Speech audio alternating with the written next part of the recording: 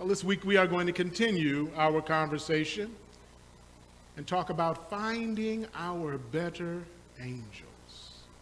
Finding our better angels. Now, last week we began the sermon with the words of the great emancipator Abraham Lincoln in a speech that he gave on June 16, 1858, to the Republican State Convention in Illinois, where he said, "A house divided against itself cannot stand."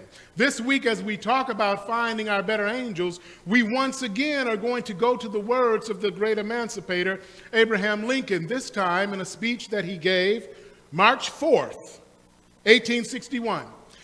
These words are the conclusion of his first inaugural address as president. So hear now the words of Abraham Lincoln as he concluded his first inaugural address, March 4th, 1861. I am loath to close. We are not enemies, but friends. We must not be enemies. Though passion may have stained, it must not break the bond of affection.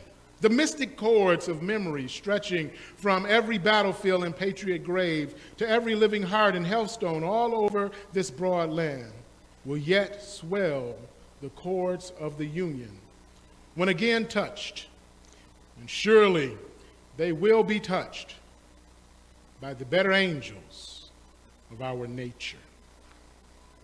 Surely they will be touched by the better angels of our nature.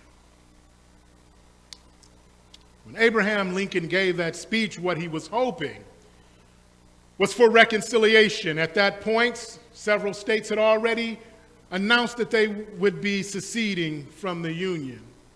And he hoped in that speech that he would be able to bring unity once again. He hoped that he would be able to appeal to the better angels of our nature.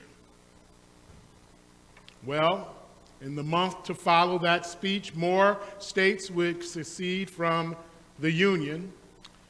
And roughly a month after the speech, Confederate forces would fire on Fort Sumter, beginning the Civil War.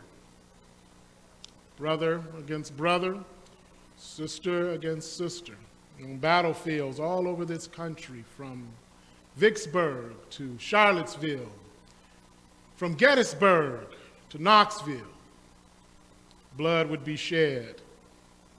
Americans killing other Americans. Abraham Lincoln hoped to appeal to the better angels of our nature, but unfortunately, that appeal failed. Here we are now, some 160 years later, and someone very different from Abraham Lincoln. I'm nowhere near as tall. My beard is not as thick. I think I'm probably a little handsomer. I'm not president of the United States, and were this 160 years ago, I would have been one of those that was in bondage. But today, as Abraham Lincoln did, I appeal to let us find the better angels of our nature. And I will say that unlike 160 years ago, we cannot afford to fail.